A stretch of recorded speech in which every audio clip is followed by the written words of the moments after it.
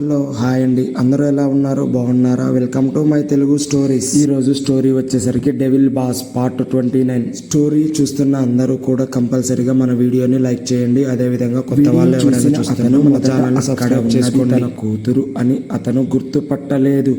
అతను ఎంతో జాగ్రత్తగా చూసినప్పుడు అక్కడ తన కూతురు ఉంది అని అతను గుర్తుపట్టాడు. అప్పుడు ఎంతో కోపంతో మరియు బాధతో తన కళ్ళ నుంచి నీళ్లు వస్తున్నా వాటిని దిగమింగుకొని తన కూతురికి ఇలా చేయడానికి ఎవరు ధైర్యం చేశారని అర్థం చేసుకోవడానికి అతనికి ఎక్కువ సమయం పట్టలేదు. విక్రాంత్ అంతటి శక్తివంతమైన పేరున్న వ్యక్తి అయితే మాయా తండ్రి కూడా చాలా శక్తివంతుడే.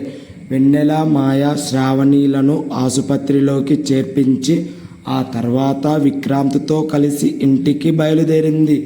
ఆమె మనసులో మాత్రం అంతమంది ముందు విక్రాంత్ సార్ని నేను అలా చెంపదెబ్బ కొట్టడం ఎంత తప్పో అని తనలో తాను బాధపడుతూ ఆలోచిస్తూ ఉంది. కానీ ఆమెకు ఆశ్చర్యంతో కూడిన ఒక అనుమానం కూడా మనసులో మెదులుతూ ఉంది.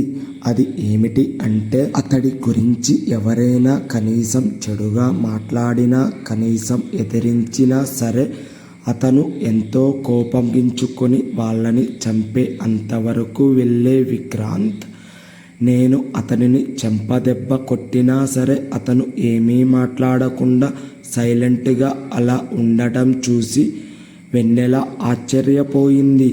అలా ఆలోచిస్తూ ఉండగా వెన్నెల మొబైల్ రింగ్ అయ్యింది. ఆమె రింగ్ వినగానే ఆలోచనల నుండి బయటకు వచ్చి మొబైల్ తన బ్యాగ్ నుంచి బయటకు తీసి డిస్ప్లే మీద నెంబర్ చూసి ఫోన్ చేస్తున్నది వెన్నెల వాళ్ళ అమ్మ భారతి. వెన్నెల ఆ సమయంలో కారులోనే ఉంది. వెన్నెల కాస్త నిట్టూర్పు తీసుకొని కాల్ లిఫ్ట్ చేసి వాళ్ళ అమ్మ, మీరు ఎలా ఉన్నారు? నాన్నగారు ఎలా ఉన్నారు? అవతలి వైపు నుండి ఒక స్వరం వినిపించింది. అంతా బాగానే ఉంది వెన్నెల.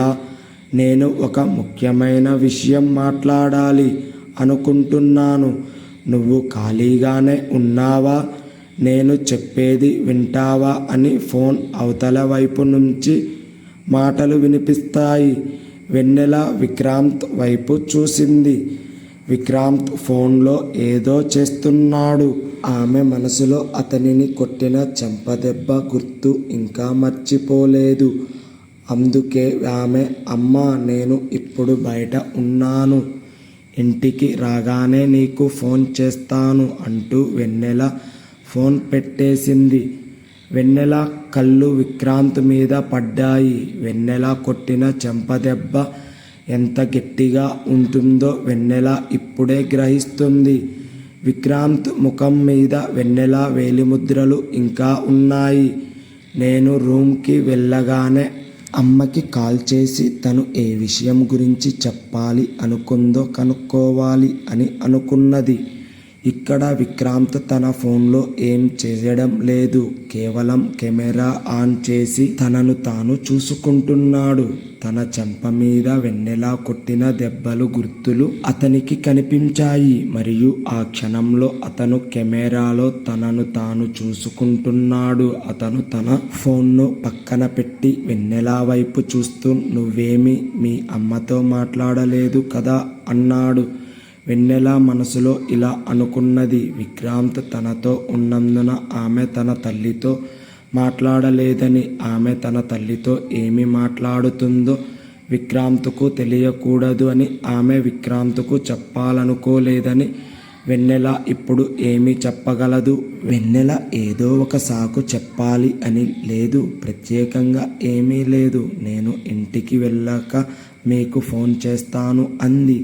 నేను మిమ్మల్ని, మీ అమ్మా నాన్నలను చాలా ప్రేమిస్తున్నాను అని విక్రాంత్ చెప్తాడు. ఆ మాటలు విన్న వెన్నెల ఒక్క క్షణం పాటు ఆశ్చర్యంతో కొట్టినట్లుగా అయిపోయింది. తన తల్లిదండ్రుల ప్రేమ ప్రస్తావన గురించి మాట్లాడగానే వెన్నెల ముఖంపై చిరునవ్వు వచ్చింది. అదే చిరునవ్వుతో అవునా అని సాగదీస్తూ అడిగింది.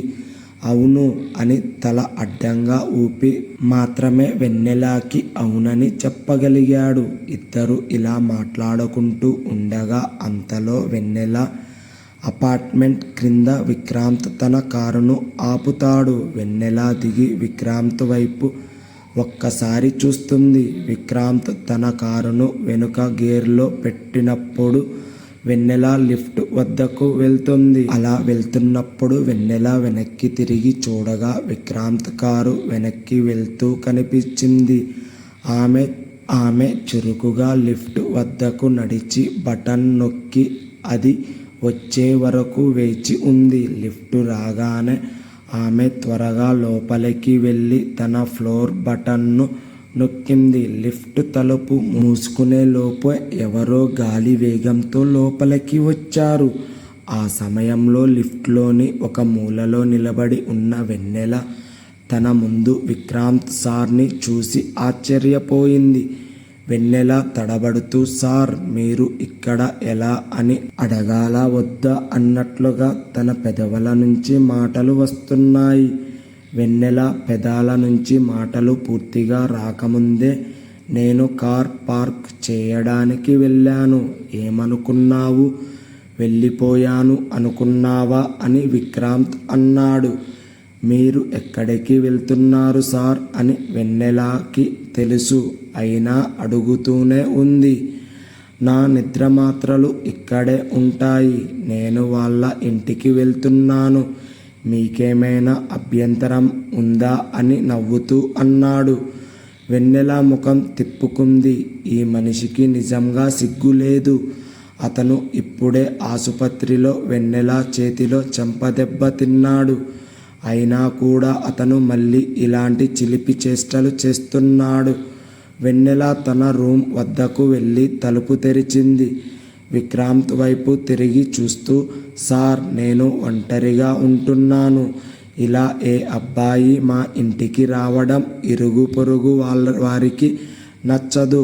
దానివల్ల నాకు కూడా ఇబ్బందులు పెరుగుతాయి అంది. నువ్వు ఏమి అంత భయపడాల్సిన అవసరం లేదు. ప్రతి సమస్యకు పరిష్కారం ఎలా కనుగొనాలో విక్రాంత్కు తెలుసు అని అనుకుంటూ అతను ఒక చేత్తో వెన్నెలని పక్కకు నెట్టి వెన్నెల కంటే ముందే ఆమె ఇంట్లోకి వెళ్ళిపోతాడు. వెన్నెల కూడా లోపలికి వచ్చి తలుపు మూసి వంటగది వైపు వెళ్తుంది. నేను ఫ్రిడ్జ్ నుండి నీళ్లు తీసుకొని తాగుతుండగా విక్రాంత్ గొంతు విన్నాను. ఒకవేళ ఇంట్లోకి ఎవరైనా వచ్చి ఉంటే ముందుగా వాళ్ళని నీళ్లు తాగుతారా అని అడిగి ఉండే దానిని. ఇలా అనుకుంటూ వెన్నెల తనలోని నిరాశ కోపాన్ని అణుచుకుంటూ కళ్ళు గట్టిగా మూసుకొని మరో నీళ్ల సీసా తీసుకొని విక్రాంత్ ముందు పెట్టి నువ్వు నీళ్లు తాగి ఇంటికి వెళ్ళు అని చెప్పింది. అప్పుడు విక్రాంత్ ఒక నీళ్ల సీసాను తీసుకొని వేలితో తన చెంప వైపు చూపిస్తూ ఫ్రిడ్జ్లో ఐస్ ఉండాలి కదా అన్నాడు. వెన్నెల చేసిన పనికి కాస్త భయం మరియు సిగ్గు వేసి కానీ సార్ మీ ఇంట్లో కూడా ఐస్ ఫ్రిడ్జ్ ఉంటాయి కదా అని విక్రాంత్కు సమాధానం చెప్పడం వెన్నెల నేర్చుకుంది. అవును అవి చాలా ఉంది. కానీ మీ ఇంట్లోని మంచు అంత చల్లగా లేదు. విక్రాంత్ కూడా ఏమాత్రం తక్కువ మొండివాడు కాదు. ఓ దేవుడా ఈ మనిషి ఆ మాటలు అంటూ వెన్నెల తల మీద చేయి పెట్టుకొని వంటగది వైపు కదిలింది. ఆమె ఫ్రిడ్జ్ నుండి ఒక ఐస్ ప్యాక్ తీసుకువచ్చి విక్రాంత్కు ఇచ్చింది. విక్రాంత్ ఆ ఐస్ ప్యాక్ను పట్టుకోవడానికి కనీసం ప్రయత్నించలేదు. అప్పుడు వెన్నెల అతని వైపు చూస్తూ ఇదిగో సార్ అని అంటుంది. విక్రాంత్ ఆ మాట విని ఆ తర్వాత వెన్నెల వైపు చూసి నవ్వుతూ నువ్వు నన్ను నిద్రమాత్రలతో చంపేశావు అంటాడు. అతను తన వేలిని చెంపవైపు చూపిస్తూ ఇది నీ వల్లే జరిగితే దాన్ని సరిదిద్దాల్సిన బాధ్యత నీదే కదా అని అంటాడు. వెన్నెల అతని చేయి పట్టుకొని తన వైపుకు లాక్కొని అతని ఒడిలో ఐస్ పెడుతూ ఇలా అంది. నా వల్ల మీకు చాలా సమస్యలు రావు, కానీ వాటన్నిటిని నేను నయం చేస్తాను సార్. కాబట్టి నా వల్ల ఏది జరిగినా దాన్ని మీరే నయం చేసుకోండి అని చెబుతోంది. అప్పుడు అతను మంచి పని చేశావు, నిద్రమాత్రలు మంచి పని చేశావు అని అన్నాడు విక్రాంత్. వెన్నెల తన గదిలోకి వెళ్ళి ఫ్రెష్ అప్ అవ్వాలి అని అనుకొని తన గది వైపుకు వెళ్ళిపోతుంది. లోపలికి వెళ్ళిన వెన్నెల ముందుగా బెడ్రూమ్ తలుపు గడియ పెట్టి ఆ తరువాత తన నైట్ టైం వేసుకునే బట్టలు తీసుకొని ఫార్మల్ దుస్తులు మార్చుకోవడానికి బాత్రూంలోకి వెళ్ళింది. వెన్నెల బాత్రూమ్ లోపలికి వచ్చిన తర్వాత ఆమె ముందుగా తన బాత్రూమ్ లోపల నుంచి డోర్ గడి వేసుకుంది. వెన్నెలకు ఇప్పుడు విక్రాంత్పై అస్సలు నమ్మకం లేదు కనుక ఆమె అన్ని జాగ్రత్తలు తీసుకుంటుంది. వెన్నెల స్నానం చేసి బట్టలు మార్చుకొని బయటకు వచ్చినప్పుడు ఒకవేళ విక్రాంత్కు స్నానం చేయాలి అనిపించి ఉంటుంది. అందుకే అతను ఈ ప్యాక్తో ఉన్న సోఫాను తీసుకొని ఉంటాడని ఆమె అనుకుంది. కానీ ఆమె బయటకు వచ్చి చూసేసరికి విక్రాంత్ ఐస్ ప్యాక్ను వాడకుండా టేబుల్పై వదిలేసి సోఫాలో పడుకొని ఉన్నాడు. అతడు అలా నిద్రపోవడం చూసిన వెన్నెలకి ఒక అనుమానం కూడా వచ్చింది. అతను నిజంగానే నిద్రపోయాడా లేక అలా నటిస్తున్నాడా నన్ను మోసం చేయడానికి అని అనుకుంటూ అతని దగ్గరకు వచ్చి అతడి వైపు చూస్తుంది. అతని ఒక్క శ్వాసలోని లోతు బట్టి మరియు అతన్ని చూడగానే అతను నిజంగానే నిద్రపోతున్నాడని వెన్నెలకి అర్థమయ్యింది. అయ్యా సార్, నిద్రలోంచి లేవండి అని వెన్నెల పిలిచింది. విక్రాంత్ లేవకపోవడం చూసి అతడిని గట్టిగా ఇబ్బంది పెట్టి లేపితే విక్రాంత్ సీరియస్ అవుతాడు అని ఆమెకు తెలుసు కనుక వెన్నెల వంటగది వైపు వెళ్తుంది. ఇప్పుడు విక్రాంత్కు జబ్బు లేదు, అతను ఎక్కడికి వెళ్ళాల్సిన అవసరం కూడా లేదు. కాబట్టి ఆ గుర్తులు అతని చెంప మీద మరికొన్ని గంటలు ఉన్నా ఏమవుతుంది ఆమె మనసులో అనుకుంటూ వంటగదిలో ఆమె ఉద్దేశపూర్వకంగా అక్కడ ఉన్న గిన్నెలను ఒకదానితో ఒకటి కొడుతూ పెద్దగా సౌండ్ చేస్తూ పైకి కిందకి ఎత్తుతుంది. ఆ శబ్దం విని విక్రాంత్ మేల్కొనాలని ఆమె దాన్ని అక్కడ ఇక్కడ విసిరేస్తూ ఉండేది. కానీ నిజానికి అది విక్రాంత్ బాగా అలసిపోవడం వలన వచ్చిన ఒక నిద్ర మాత్రం కావచ్చు. ఆమె ఉనికి మాత్రమే విక్రాంత్కు మంచి ప్రశాంతమైన నిద్రను ఇచ్చేది. విక్రాంత్ అంగుళం కూడా కదలకుండా 2 గంటల పాటు అలాగే నిద్రపోయాడు. ఈ 2 గంటల్లో వెన్నెల ఆహారం వండుకొని కొన్ని చిన్న చిన్న ఇంటి పనులు చేసుకుంది. ఆమె నిన్నటి ఆఫీస్ యూనిఫామ్ను ఇస్త్రీ చేసి హ్యాంగర్కు తగిలిస్తుండగా విక్రాంత్ కళ్ళు తెరిచాడు. అతను తన మొబైల్ తీసుకొని సమయం చూసుకొని అతనికి ఆకలి అవుతుంది. వెన్నెల అతడిని అస్సలు పట్టించుకోకుండా తన పనిలో తాను ఉంది. అతను మనసులో వెన్నెలని ఎలా అయినా కదిలించాలి అని అనుకొని తర్వాత నవ్వి వెన్నెల వైపు చూస్తూ నేను ఆహారం వండను అని అన్నాడు. అతని మాటలకు ఆమె తనలో తాను నవ్వుకొని వెన్నెల అతనికి ఏం సమాధానం చెప్పకుండా వంటగదిలోకి వెళ్ళి విక్రాంత్ నిద్రపోతున్నప్పుడు ఆమె ఫ్రైడ్ రైస్ చేసింది. దాన్ని తీసుకువచ్చి ఆమె విక్రాంత్ ముందు ఉన్న టేబుల్పై ఉంచుతూ అతనికి ఈ విధంగా చెబుతుంది.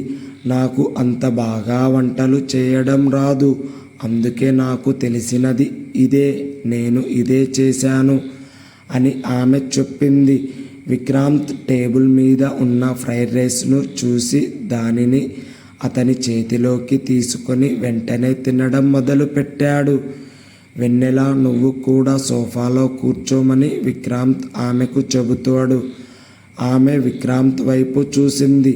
విక్రాంత్ ఫోన్లో మెయిల్స్ చూసుకుంటూ భోజనం చేస్తున్నాడు. భోజనం ముగించుకున్న తర్వాత విక్రాంత్ వెన్నెల వైపు చూసి నువ్వు ఏమీ తినలేదు కదా అన్నాడు. నేను ఇప్పుడు తింటాను అని చెప్పి వెన్నెల మిగిలిపోయిన ఆహారం ఉన్న విక్రాంత్ ప్లేటును తీసుకొని వంటగది వైపు వెళ్ళింది. ఆమె వంటగది నుండి బయటకు వచ్చే సమయానికి విక్రాంత్ వంటగది గేటు వైపు నడుస్తూ వస్తున్నాడు. విక్రాంత్ ఆమెను కౌగిలించుకుని వెన్నెలాని థ్యాంక్స్ అని చెబుతాడు. అతను అలా చెప్పడంతో వెన్నెలాకి ఏం అర్థం కాక అయోమయంగా అతని వైపు చూస్తూ ఉంది. కేవలం 2 గంటలే నేను నిద్రపోయాను. నేను చాలా బాగా నిద్రపోయాను.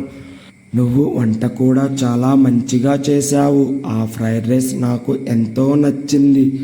ఇంత మంచి భోజనం తిని చాలా కాలం అయ్యింది అని అన్నాడు. అతను వెన్నెలాని వదిలి ఆమె నుదిటిపై ముద్దు పెట్టి ఆమె ఇంటి నుండి వెళ్ళిపోయాడు. ఆమె ఊహించిన విధంగా ఈరోజు అతను ఆమెను ఇబ్బంది పెట్టకపోవడంతో వెన్నెల ఆశ్చర్యపోయింది. అతను వెన్నెల చేసిన ఆహారం బాగుంది అని చెప్పిన మాటలు ఆమెకు గుర్తుకు వచ్చి అది నేర్పించినది వెన్నెల తల్లి భారతి కనుక ఆమెకు తన తల్లి కాల్ చేసిన విషయం గుర్తుకు వచ్చి ఆమె తన ఆహారం తీసుకొని తన తల్లికి కాల్ చేస్తుంది. ఫోన్ అవతల పక్క వెన్నెల తల్లి ఫోన్ లిఫ్ట్ చేయగానే ఏమైంది అమ్మా, నువ్వు ఇంతకుముందు కాల్ చేసి ఏదో మాట్లాడాలి అని అడిగావుగా అని వెన్నెల తన తల్లిని అడుగుతుంది. ఈరోజు లక్ష్మణ్ వాళ్ళ అమ్మ వచ్చి మీ ఇద్దరి పెళ్లి గురించి మాట్లాడుతుంది. అందుకే మేము సరే అన్నాము అని వెన్నెల తల్లి ఆమెకు చెప్పింది. ఆమె నోటి వెంట ఆ మాటలు వినగానే వెన్నెల గొంతులో ఉన్న ఫ్రైడ్ రైస్ ఇరుక్కుపోయినట్లుగా అనిపించింది. వెన్నెలకి పొరపోయింది. ఏమైంది, నువ్వు బాగానే ఉన్నావా అని అమ్మ ఆందోళనగా అడిగింది. వెన్నెల తన తల్లి చెప్పిన మాటలకు ఏం సమాధానం చెబుతుంది? ఈ విషయం విక్రాంత్కు తెలిస్తే అతను ఎలా స్పందిస్తాడు? నెక్స్ట్ ఎపిసోడ్లో తెలుసుకుందాం. మన వీడియో చూస్తున్న అందరికీ కూడా ఒక విజ్ఞప్తి, వీడియో గనక నచ్చినట్లయితే ఒక లైక్ చేయండి. అదేవిధంగా మన ఛానల్ని ఎవరైనా సబ్స్క్రైబ్ చేసుకోకపోతే కంపల్సరీగా సబ్స్క్రైబ్ చేసుకోండి. Thanks for watching.